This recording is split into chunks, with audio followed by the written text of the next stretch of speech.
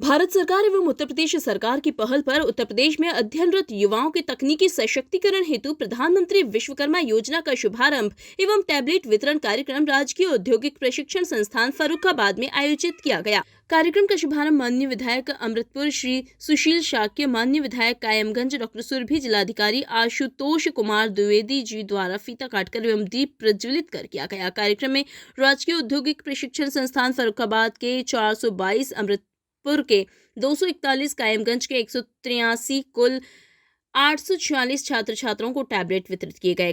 कार्यक्रम में सांसद प्रतिनिधि, विधायक सदर प्रतिनिधि, परियोजना निदेशक, जिला ग्राम विकास अभिकरण फर्रुखाबाद, उपायुक्त उद्योग फर्रुखाबाद, नोडल प्रधानाचार्य ITI राजवीर सिंह व संबंधित उपस्थित रहे। आप देख रहे हैं इस वीडियो के माध्यम से पूरी सच्चाई। मुहित अहमद इदरीसी की ये खास रिपोर्ट।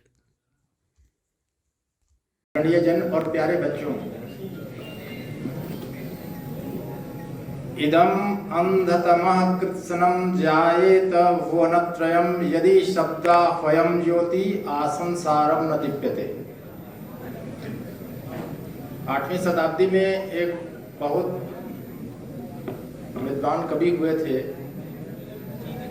उनका कहना था कि ये सैकड़ों सूर्य चंद्र की मौजूदगी में भी यह संसार कब का भूप अंधेरे में डूब गया होता यदि ज्ञान विज्ञान की परंपरा रूपी ज्योति प्रज्वलित नहीं होती।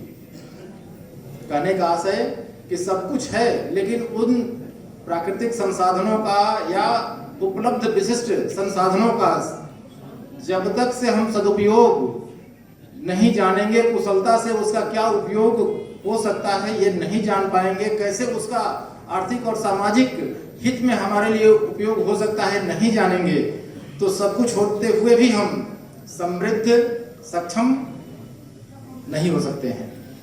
माननीय प्रधानमंत्री जी की इस योजना विश्वकर्मा योजना के माध्यम से परंपरागत शिल्प कलात्मक प्रतिभा के आधार पर कैसे सामाजिक आर्थिक आधार हमारा मजबूत हो, व्यक्तिगत और सामाजिक और राष्ट्रीय स्तर पर, उसी की पृष्ठभूमि में ये कार्यक्रम आयोजन हमारा है और ये स्कीम भी है। देखिए, हम लोग इतिहास में जब पढ़ते हैं तो कहते हैं कि सम्राट चंद्रगुप्त थे, अशोक थे, सिकंदर के बारे में इतना कहा जाता है कि सिकंदर सबसे बड़ा योद्धा था, विजेता था, लेकिन जो सिकंदर भारत में परास्त हो गया, भारत में आ नहीं पाया, जिन सैनिकों के बल पर पूरे विश्व को जीतने में सक्षम था, उसके सैनिक व्यास नदी को पार नहीं कर पाए, क्योंकि भारत के सैनिक इतने मजबूत थे। भारत की आर्थिक सामरिक सैनिक स्थिति इतनी मजबूत थी कि डर कर वो यहाँ नहीं आ पाए।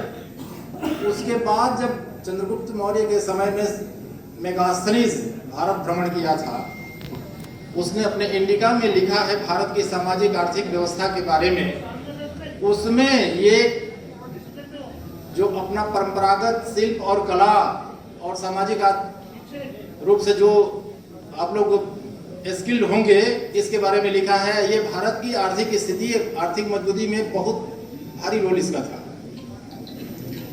OECD एक ऑर्गेनाइजेशन है,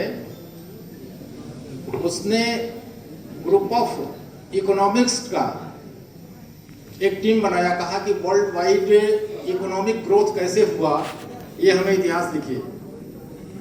तो विश्व के विशिष्ट इकोनॉमिस्टों की एक टीम थी, उसने history of world economy millennium perspective लिखा। उसमें भारत के संदर्भ में दिया कि ईसा की शुरुआत से 1500 ईस्वी पूर्व तक भारत वर्ल्ड इकोनॉमी में 66% भारत का GDP कंट्रीब्यूशन था। आप सोच लीजिए, 66%, और इन्हीं परंपरागत स्किल के आधार पर था।